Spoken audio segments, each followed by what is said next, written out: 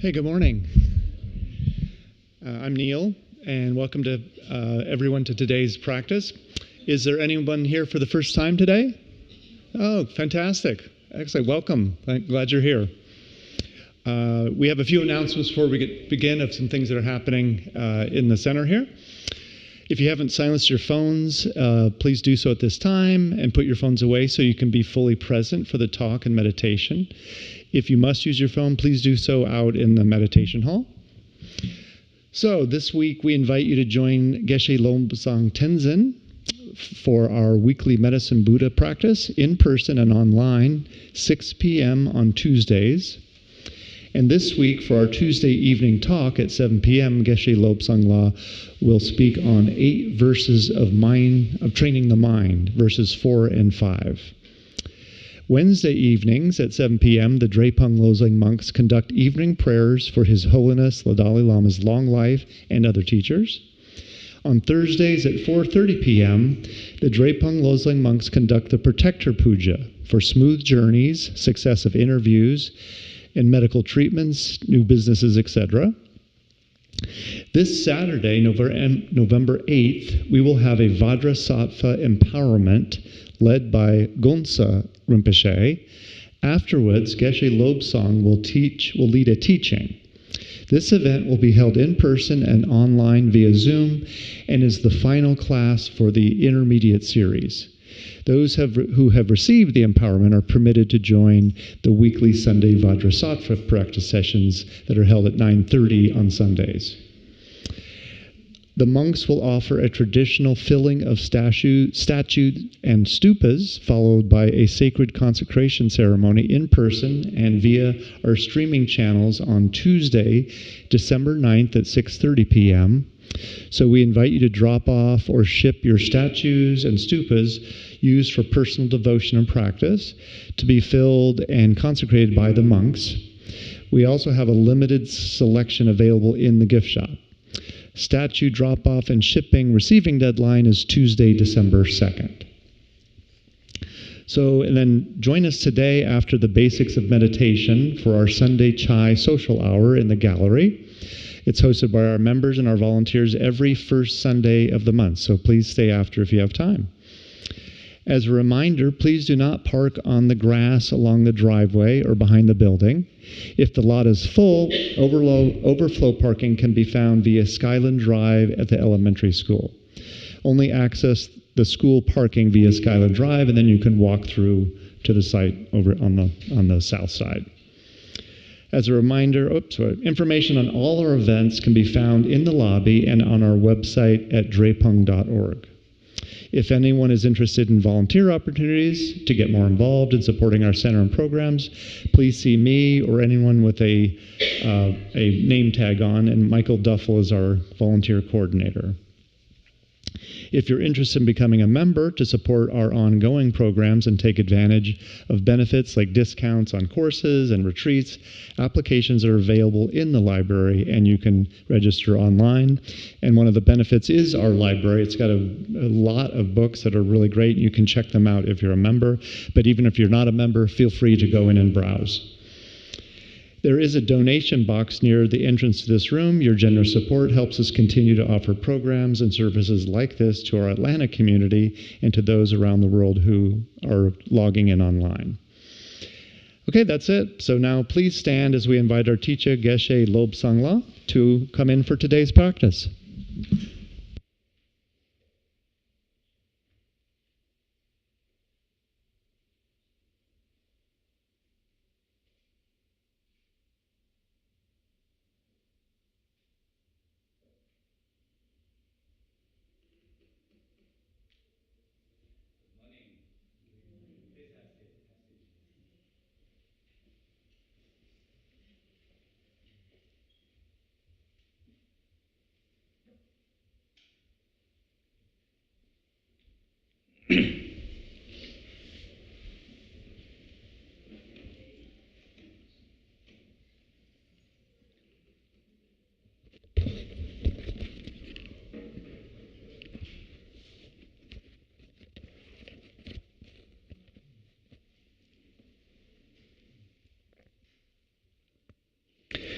Good morning.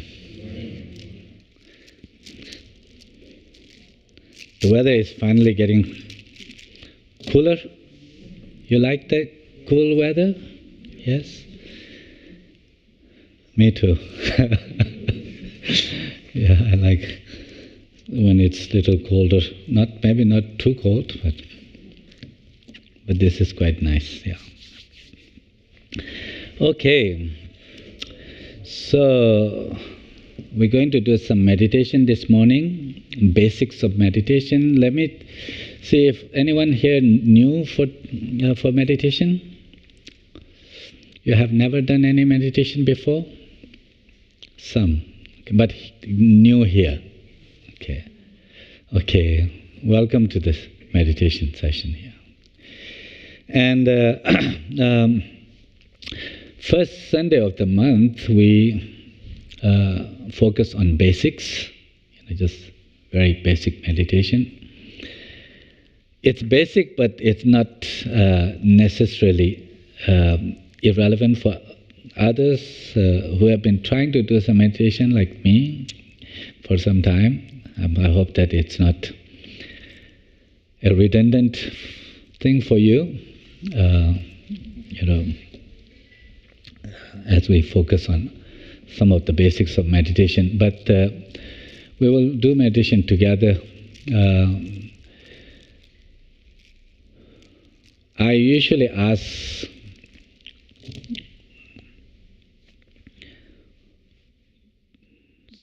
some thoughts from the audience about any particular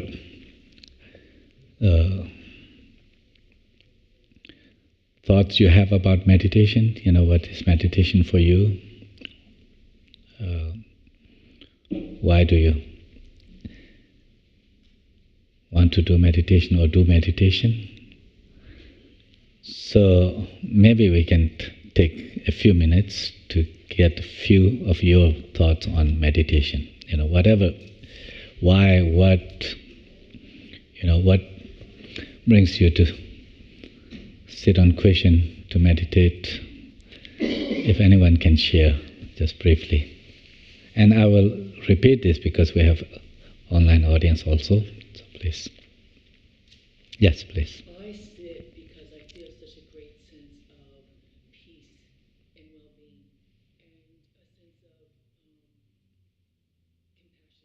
compassion towards myself, and more cultivating it towards others. Great, thank you. So, what's your name? Victoria. Victoria, you sit because taking few moments in meditation brings peace and also compassion for yourself and for others. That's wonderful. We all need that. Yes, very true. Anyone else?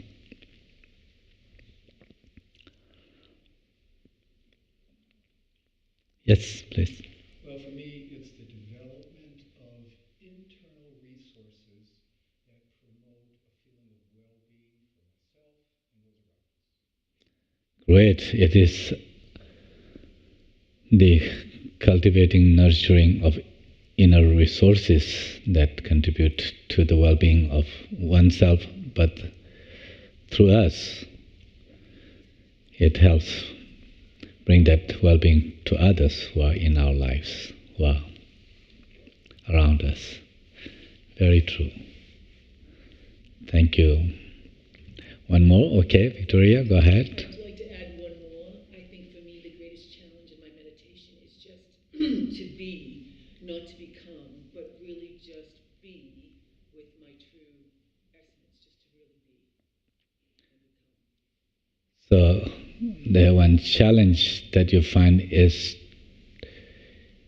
in meditation is to be your true self instead of trying to become something. But in meditation, to be, like being one's authentic being, authentic sense, whatever it is.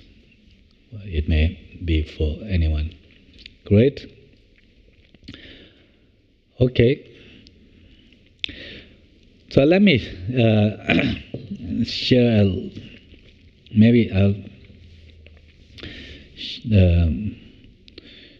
say a few words about meditation. Like the meditation, even though these days it's not that mysterious phenomenon here in the West, I certainly recall when I came here first back in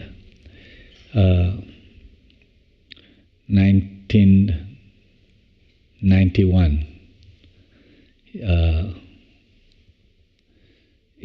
Meditation was still something of the East, an Eastern thing. Not everyone, of course, but it wasn't a mainstream thing like it's now. Perhaps yoga was like that also sometimes, many years ago. These days yoga is everywhere.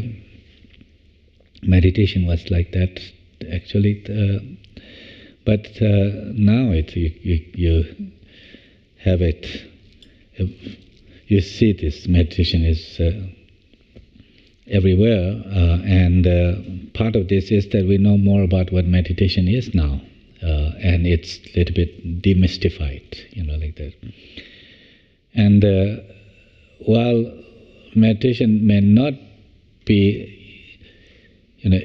all aspects of meditation may not be, don't want to say reduced, but be presented, in the context of our everyday well-being. That there are many aspects of meditation that can be quite esoteric, quite, metaphysical, kind of involving certain metaphysical concepts and like that. But meditation, so much of meditation has to do with our everyday experience. Can we make our everyday experience a little bit more conducive for our well-being, more conducive for our interpersonal relationships, our day experience in such a way that it informs our actions a bit more wisely. All these actually make a difference, for us. So these don't need to be some kind of metaphysical concepts that we need to engage, but on it everyday, our everyday live experience, what difference the meditation would make. So, but speaking of that, meditation needs to be understood also not as one thing. So often when we think about meditation, we think that meditation needs to be done, you sit down on a cushion or the chair or quietly close your eyes and then just let the thoughts clear mind. Somehow that you'd come to some transcendental experience, like that. But I think large part of meditation is simply a training, simply a way of shifting the way that how we feel, how we think, what our attitudes are. It's about bringing a certain shift. So it is a training. Meditation is. We hear like the meditation is. Meditation is not about doing. It's not non-striving. It's about being. Some truth there, true, but meditation is doing. It's a training. That if you are to change any skill that you want to build, would you just sit, not thinking anything, and then you will somehow really good at, playing music, playing tennis, or writing, or whatever skills you are building. That it's not by just not thinking. I think there is one component that really resonates, one part that resonates, with us. The reason that it resonates when we think that meditation feels so good, when we just, not think, clear our mind, empty. It's because our minds are so busy, like that. We are in this fast-paced life that we are living, that if there are too much turmoil, too much agitation, too much stress, too much, ruminations that's happening, like that. Of course, we in that state will be like being in a pressure cooker, like that. It will be very uncomfortable. There's a lot of stress, and so to somehow kind of release that, just find some way to not caught in thinking this and that would bring some relief. Particularly if we were to learn to not go after everything that comes to mind, just constantly jumping from one to another, but rather just letting go and just resting. One of the ways for that may be just finding something to focus, like the breath. Like it's like the grounding. That bringing attention to somewhere which is not a trigger for a stress or this. For you, like for most people, breathing is quite grounding. Some people may have negative associations with the breath. If you have asthma or there's a certain experience with difficulty with the breathing and like that, then yes, bringing the focus to the breath can lead, trigger that anxious feelings. But for most people, breathing is quite comforting. Just if you bring the attention and just rest with the breath, it is quite grounding, comforting. Or, it doesn't need to be just like that. Anything that is associated with that pleasant feeling. If we anchor our attention, if we bring our attention to that, whether it's, listening to a nice music, doing a certain activity, gardening, some people find it just really relaxing, and like that, taking a walk, sitting by sunset, and like that, just bringing attention and sitting there. Because there is an association, that pleasant association with that, just not thinking of anything, just whatever that particular resource, moment, bringing attention and sitting, resting there. That can be quite relaxing, that it can be quite soothing, leading to a certain sense of peace, comfort, which is very important. It's, very helpful. What Herbert Benson called a relaxation response at Harvard University, when Dr. Herbert Benson did his research back in 1970s with the TM meditators, transcendental meditators. It was just bringing attention to a word or mantra that in TM meditators had the belief that there are personalized mantras, and then you have that you recite, and then you bring the attention there. If your mind wanders, just gently brush that aside, bring your attention back to that mantra that you believe is very healthy, is good, that source of strength, well-being, peace, and then you sit with that, reciting that, anchoring that. With the research, they show that it actually leads to physiological changes, opposite of stress response. That so much so that if you do that for 10-15 minutes every day, a couple of times, you can see a real change in your, hypertension.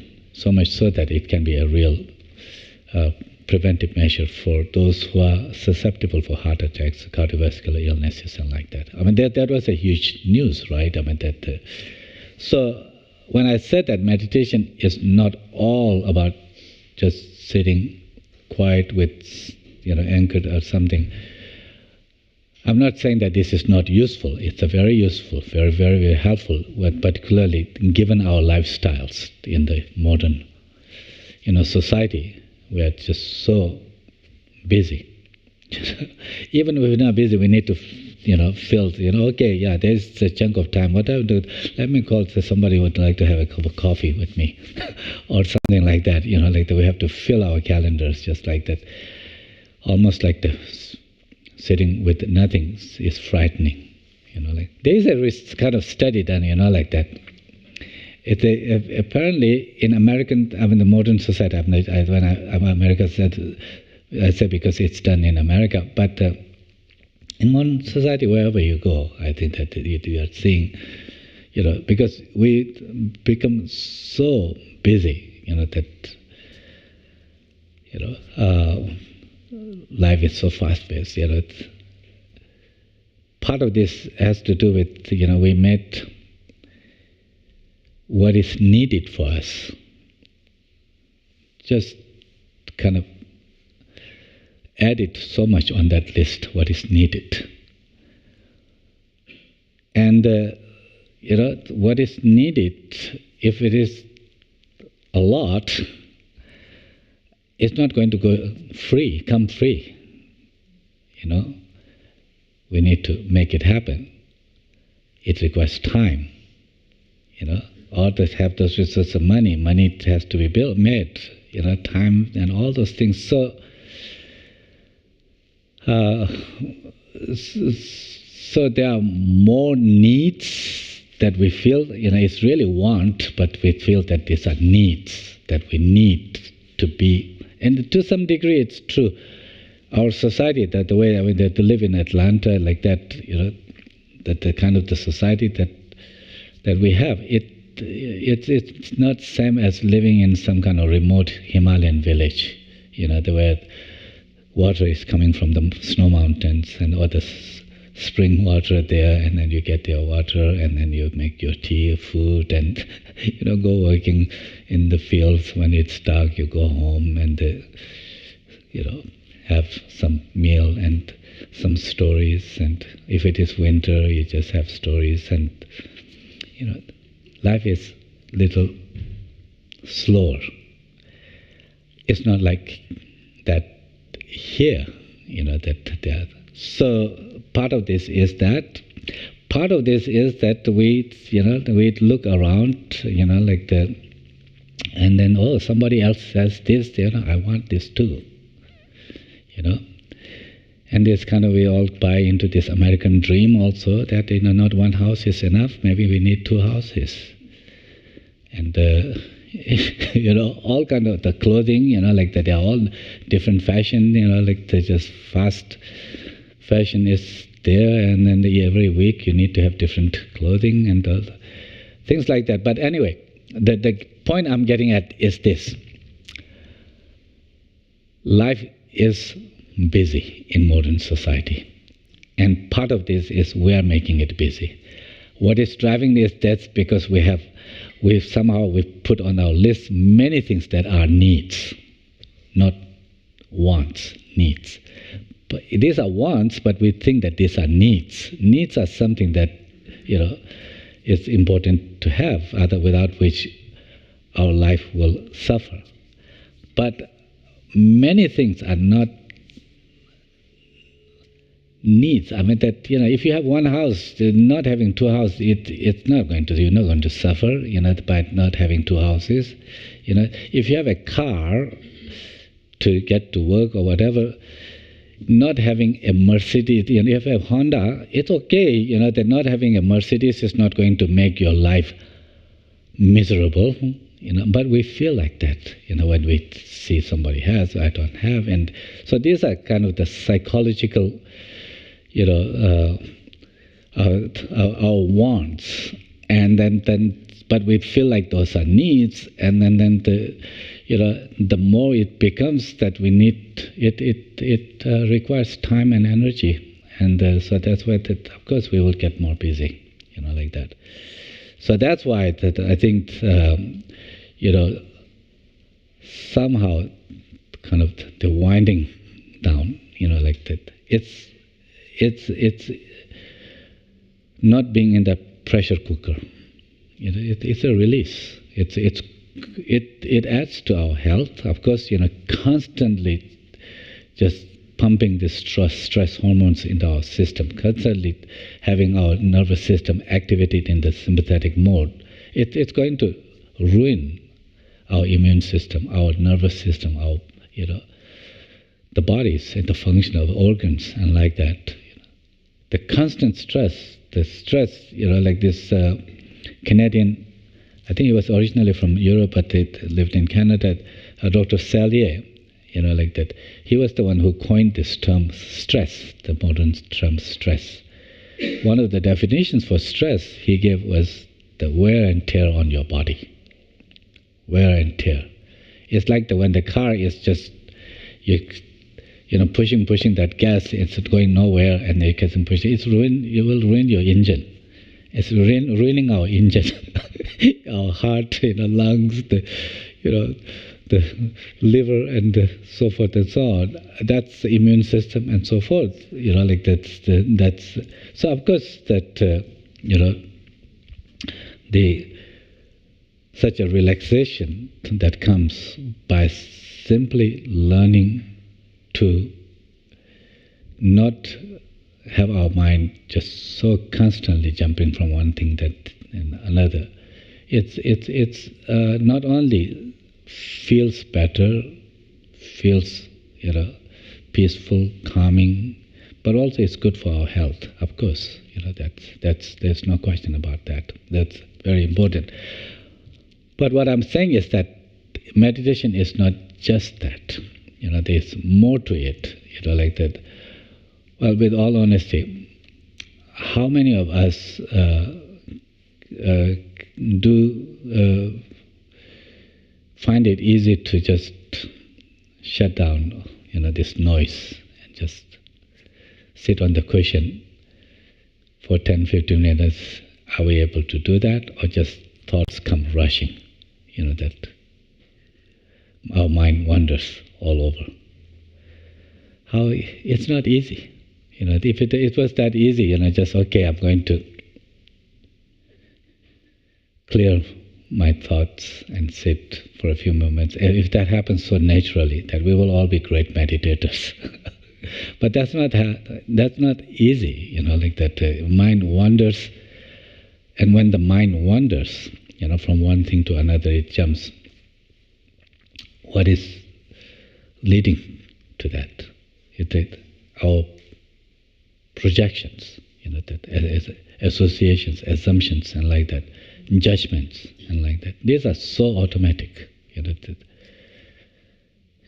We could be sitting that, and then we just, all of a sudden maybe that even just a memory of something comes, and then we go into this, from there to, oh, this person was really nasty, this, that, always like that. In the future, he was going to do this, and then we go into that kind of. It becomes like a storm, like. So we may be sitting, anything but calm mind, but mentally still going on and on. So how do we? If the meditation is a training, even to think about this, that how to be able to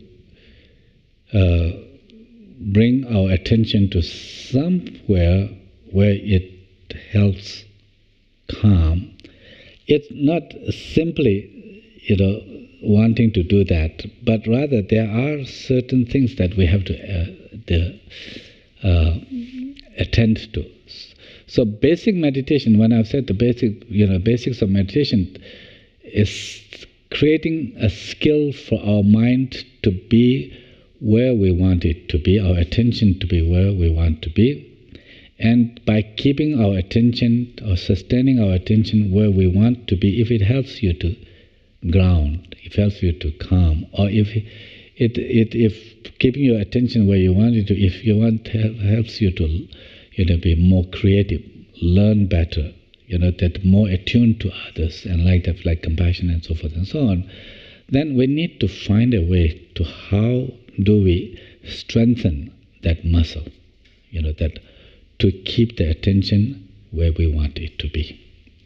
That is what the mindfulness is. Mindfulness, samriti in Sanskrit, it has to do with remembering.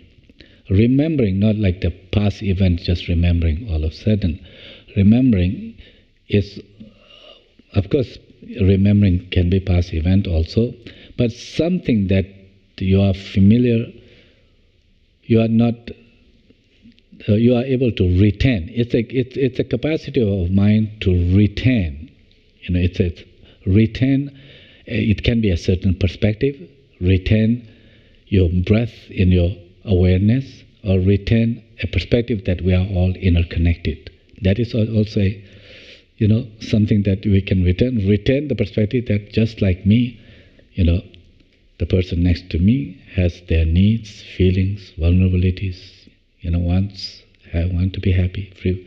That those are the perspective also, that retaining, so a student would want to retain his or her, attention for half an hour if they need to do a homework with it, be able to retain there instead of, attention gone somewhere and absent, be able to retain. So how do we? Mindfulness has to do with ability to sustain our attention where we want it to be. But let's just take the basic thing that I'm talking about. If our mind tends to be so scattered, mind wander, it wanders, with past events that may not have gone the way that we wanted it to go. It wanders into the future, anticipating, what will happen, what would not happen. And then if those, what we don't want and what we anticipate happening, it brings stress, fear, worries, things like that. So mind wanders just constantly. Its mind is wandering. That part of this is our evolutionary, development. We do need to have the mind looking around, any dangers or not, and all those things. So the mind wandering is part. It has evolved for good reasons, except that when our mind is too distracted, it is not helpful today.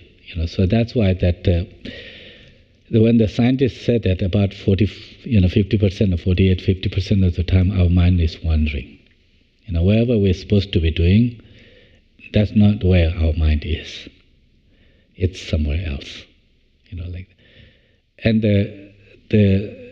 if our mind is too scattered, like that, too often, and then when it goes somewhere, and then association with that, and then it leads to another, then you can see that if those associations are not something, healthy associations, then it will lead to more worries, fears, agitations, and like that, and it will keep, ruining our mental peace, well-being, physical health, and then our relationships, productivity, all those things will be interfered. So the capacity to keep our attention where we want it to be is it's the essential part. Attention, that this is basically attention. That when psychologists talk about the attention, it's, like today we talk about the attention deficit disorders, right? How much it interferes when we cannot keep our attention with a certain task. Like right now we are experiencing this government shutdown. how many people's life are affected. One of the industries or the professions that severely affecting is the air. What are they called? Air control, traffic control, air traffic controls, right? It's a very stressful job. That you are sitting in the tower with the computers, and that there are multiple flights coming, and then you have to, tell them where to land and put them in the sequence and like that. A small mistake, your attention, do you have time there to think that, oh, okay, what that colleague yesterday did something and that really, bad. You have that, or you will end up causing accident there, like that. Right now, and they're not getting paid, and they're added stress. And some of them have to do second job, drive Uber or the things, all kinds of things to have food for their children and like that. It's a really stressful situation, right? But the idea, what I'm getting is the attention. How important is the attention, to sustain the attention, to guide the pilots to safely land, not get into accidents and like that. Attention is so important for us to navigate our lives. Also, whether it's in the relationship or anything, attention is the key. That when it is depleted, that's why that we end up not doing well, like that. So that's why the attention is so important. And William James, the father of experimental psychology here in America, that's why he said that any education that will teach how to improve attention will be the education par excellence. The best education. That's back in 1890, writing the principles of psychology. That was right.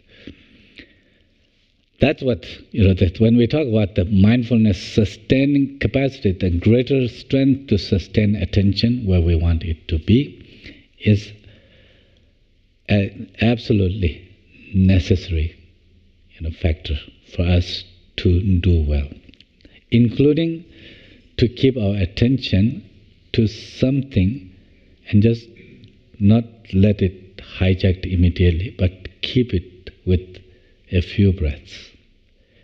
That is attention muscle, that 10, 15 breaths, just without getting immediately hijacked. We have to learn how to build that attention. Just like in the gym, we can go to build the strength in your muscles, not just to spend whole life in the gym, but that muscle is to use when we have to pick up things, our children or the things, and protect, if we are falling, that strength is needed. Same thing, attention strength is what we need when we are driving, when we are learning, when we are cooking, when we are eating, when we are talking with somebody, and wherever, or what we need to avoid things that we, if you are diabetic, that you need to be, able to maintain that certain things are not, too much sugar, not good for my health.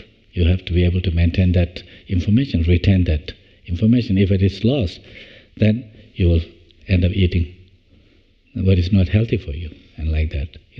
So, but strengthening this attention is, it is wonderful, we should do that, but how do you do that? That is what the basics of meditation is.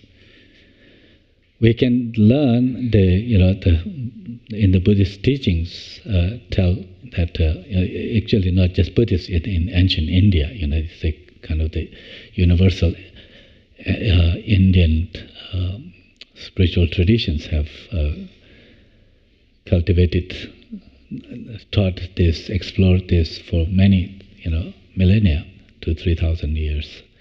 And the idea here is that to build this attention muscle, if you will, we can choose something first, like our breathing, or it is certain sounds, or the certain, even imagined certain, visualize certain thing. You bring your attention there. And then idea is to retain whatever you are attending to in your attention, in your awareness. Retain that. Stay one breath to the next breath, if the breath is the one that... But it's easier said than done. The mind does wander. So there is a second component, samprajanya it is called. It has to do with the monitoring awareness, sometimes referred to as the introspective vigilance, sometimes referred to as the meta-cognition, that meta meaning above, that noticing where your mind is, if it is with the breath, or where to go for lunch after this meditation, which restaurant, or maybe it's nice, that, but something, or there could be all kind of memory sensors. But if we need to be building this meta-awareness, building monitoring awareness, how do you do that? Just bringing the attention to the breath, okay, now I'm going to sit for 15 minutes, it's not going to happen. We have to, in the beginning, briefly check in. Even when you feel that your attention is with the breath, just check that how well you are attending, how your attention is. You may notice that, actually, I wasn't, my mind was somewhere else, or it had just went blank, that into sinking mode, laxity, lethargic, has become, you're not quite clear. When you notice that, you have to make a slight adjustment. That is, if your mind had gone somewhere else, attention, you just acknowledge and just say that need to come back to the breath. Choice. This is about the choice. The using. Here, you have to think and wait. For now, I need to come back to the breath. And then when you reconnect with the breath, then again one breath at a time, sit for it. And then, now and then you may, since you have said this to keep it there, if it wanders, sometimes you may notice that, I'm just becoming sleepy, or my mind has gone somewhere. If you notice, then if it wandered, just use that choice, that it can wait, let me come back. Without judging that's good or bad, like that. But just, for now, my task is to come back to the breath and to stay with the breath. If you are found you're kind of feeling sleepy, just adjust your posture to make it a little bit straight.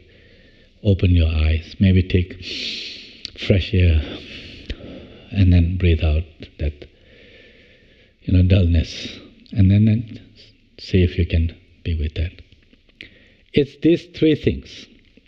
Choosing what you want to attend to.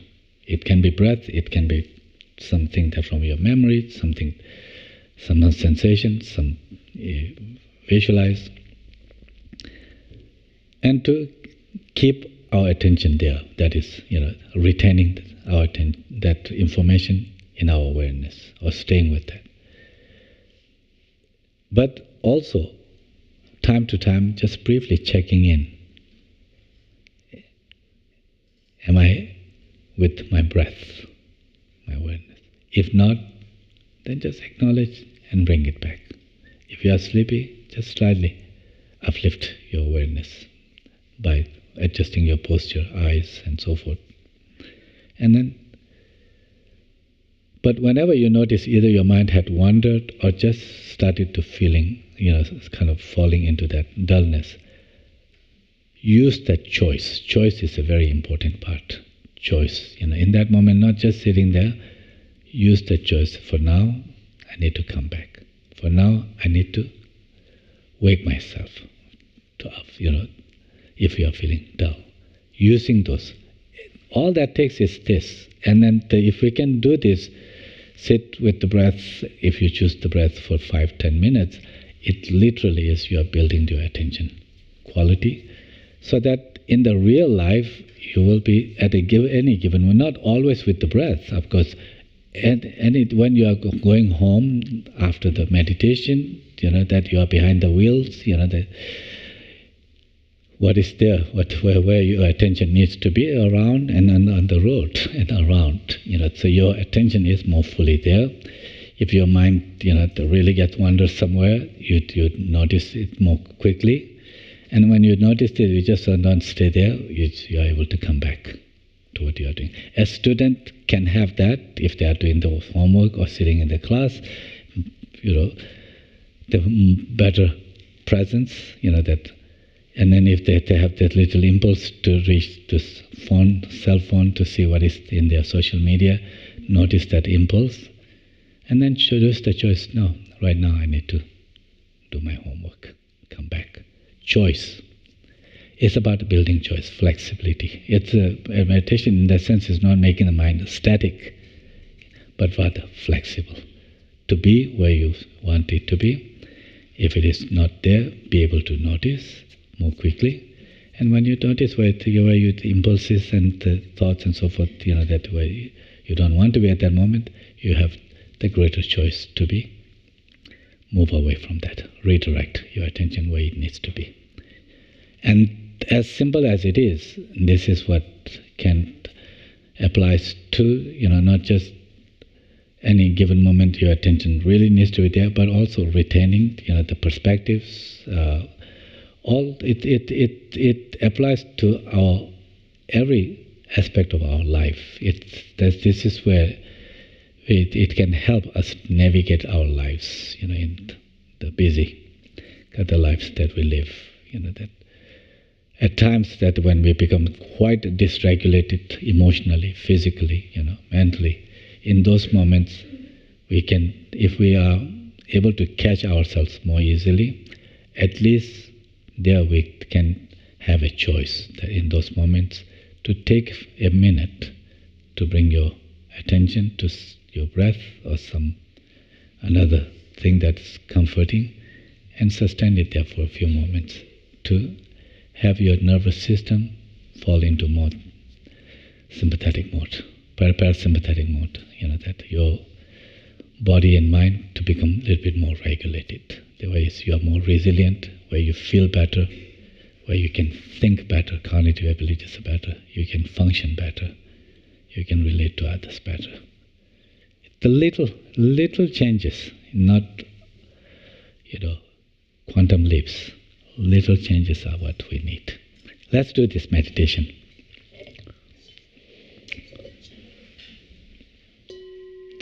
Please take a moment to adjust your posture, as we will be sitting for about 10 minutes or so. So if you can see what posture is most comfortable for you, and as you are adjusting that posture, if you do notice any tightness in your chest or the heaviness in your shoulders, tensions in neck, or just tightness around the face, forehead, back and so forth, just feel free to stretch. Stretch your limbs, roll your shoulders if that helps.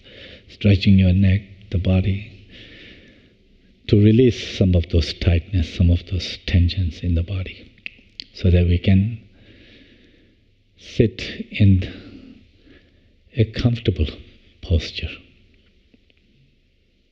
Now, if it is not inconvenient, the posture that we would want to assume, comfortable of course, but in order to bring this clarity of the mind and the stability of the mind is not sleepy, at the same time not so scattered, but somewhat settled. For that, bodily posture helps. If we can bring our back in the upright position, just fully upright position, if our vertebrae is just nicely aligned in a vertical manner, just let it rest once placed in that upright position. Bring your attention to that upright position of your body, the back, as you attune to that.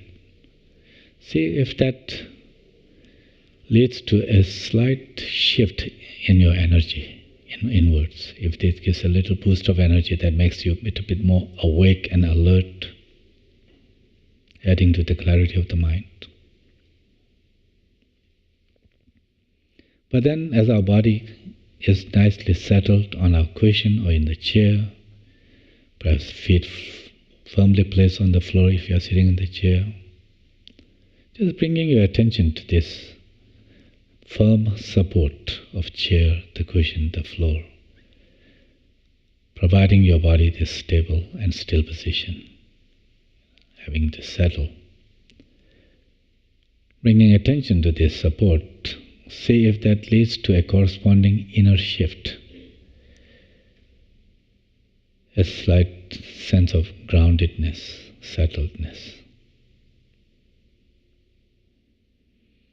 With our mind alert, yet to some degree settled.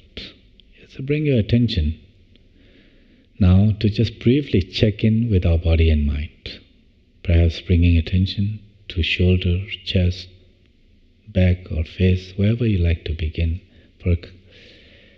Bringing your attention there, see what that body landscape, what that inner landscape feels like. Is it tense or relaxed? What are the sensations you notice in that particular part of the body? Do they feel pleasant, unpleasant, or neutral?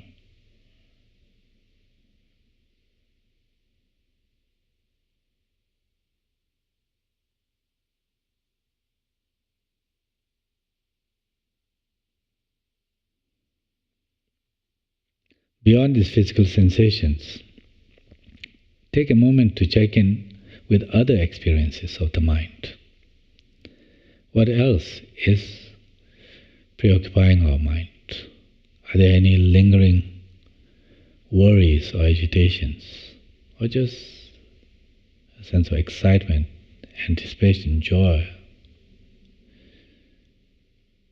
or certain feelings of feeling down, or uplifted, feeling of ease or unease?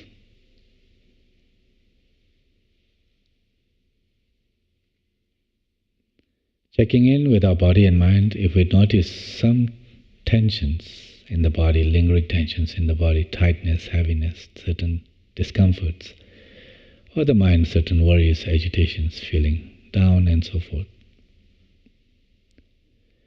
Let's here take a few deep breaths to see if that helps us soften some of those tensions of the body and mind. As we breathe in, just taking slow yet full in-breath. With that, inhaling the refreshing and rejuvenating, just nourishing air, rich with life-giving oxygen, or for that matter, rich with qualities that nourish our body and mind. At this moment, what we need to nourish our body and mind. Just in-breath, with in-breath, just inhaling, letting it infuse with all of our being. And as we exhale, long and full exhalation. With that, releasing, letting go of those tensions in the body and mind that we may have been experiencing. Just let the outgoing breath help us clear as we exhale, thereby allowing the body and mind to just settle in any degree of unfolding sense of ease and calm. As that happens, when that happens, you can just rest your awareness in this sense of ease. Otherwise, take one or two more of this intentional in-breath of those nourishing air, and with the outgoing breath, releasing those lingering tensions in the body and mind, allowing the body and mind to settle in some degree of unfolding sense of ease and calm.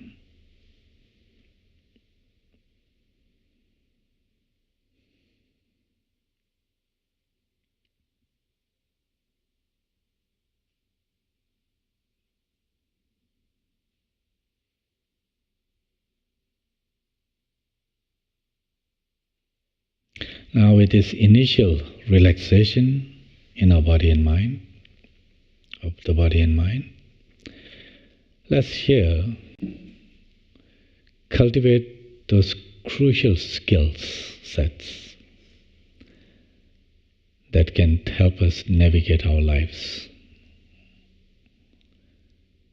by being more present where we want it to be, being more aware of when our mind wanders through certain impulses and so forth and so on, to have greater choice in those moments, to be able to redirect, reorient our attention where we want it to be. This we can cultivate here by choosing an object to attend to. If that is breath, that is comfortable to attend to, you can see where you connect with your breath most easily. As you breathe in and out, is that at the abdomen? As the belly rises with in-breath and flattens with outgoing breath. Or the subtle movement at the chest, as the lungs fill up with in-breath and empty with the outgoing breath. Or perhaps at the nostrils, a subtle cool sensation with fresh air entering our nostrils with in-breath, and little warm sensation, unfolding sensation in the nostril as the warm air exits with our exhalation. Wherever you are able to connect with your breath most easily, just directing your attention there to see if we can sustain our attention with the breath, sustaining the breath in our awareness from one breath to the next, just one breath at a time for a few, 7, 10, 11 or so cycles of incoming and outgoing breath. If it helps to count, you can count with first breath as one, aware of that unfolding sensation in breath and that of the outgoing breath as you exhale. As you breathe in again, just mentally making a note as two, noting as two. In this way, see if you can be fully present with the breath. If breathing is not comfortable for you to anchor your attention to, you can choose perhaps certain unfolding sounds around, or certain sensation in certain parts of the body, or perhaps even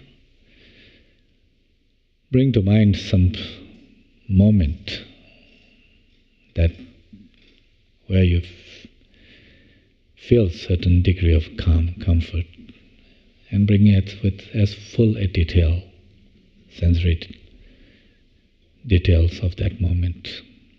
By witness the breath, just one breath at a time, for a few breaths.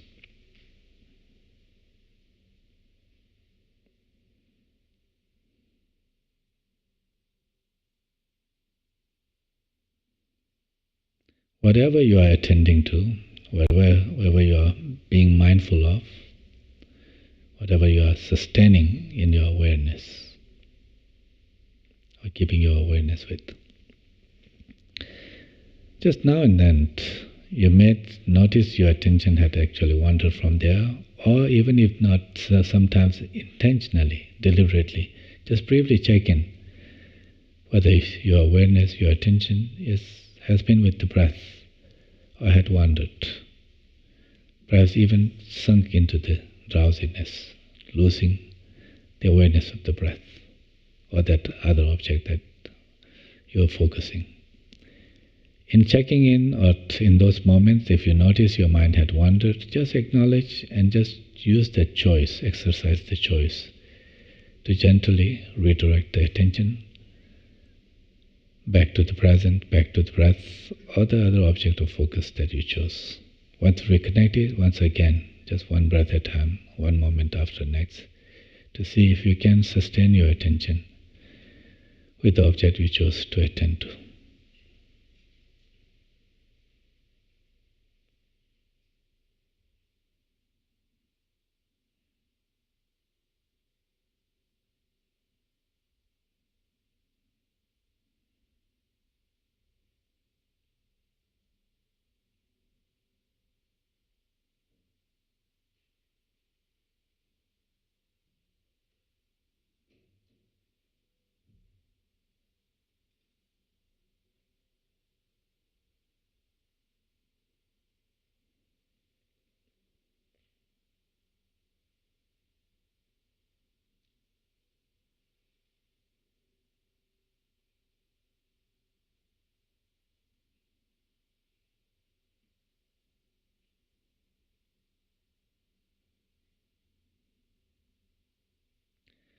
placing our attention here in the present with a certain object of our focus, like the breath.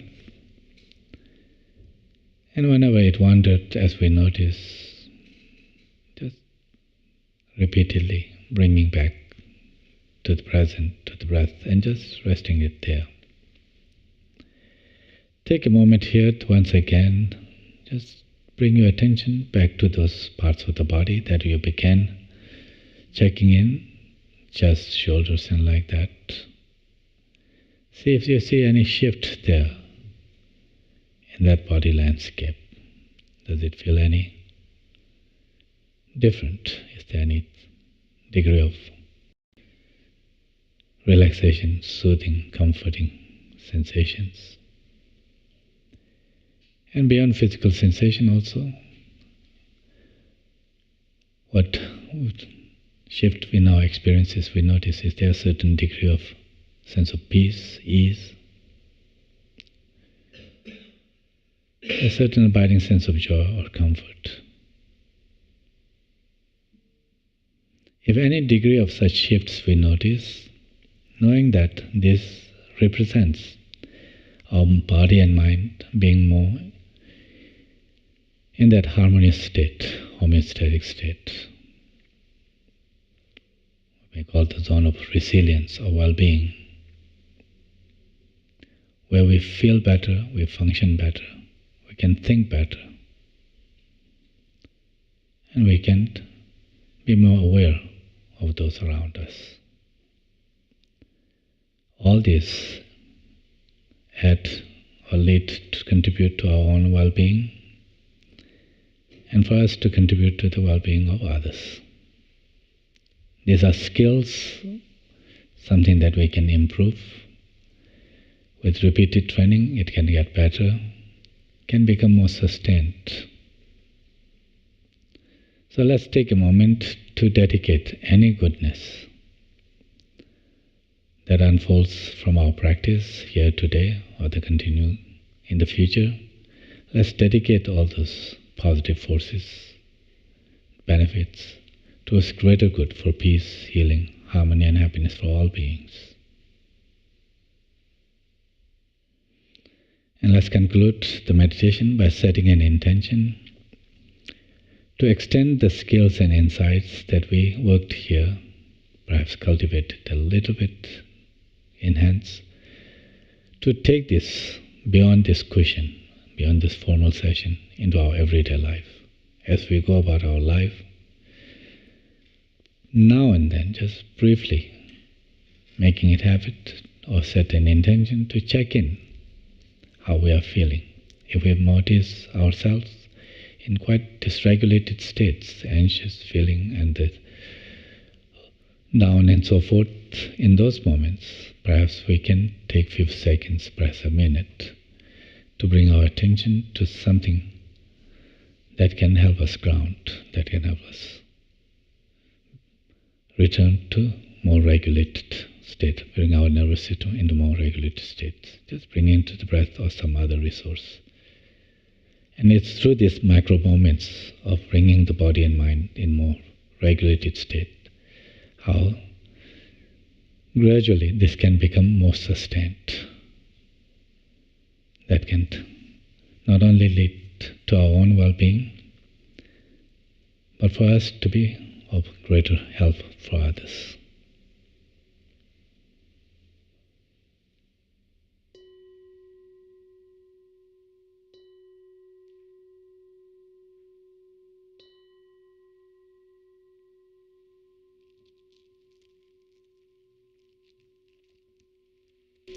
Thank you. Have a great day. Thank you.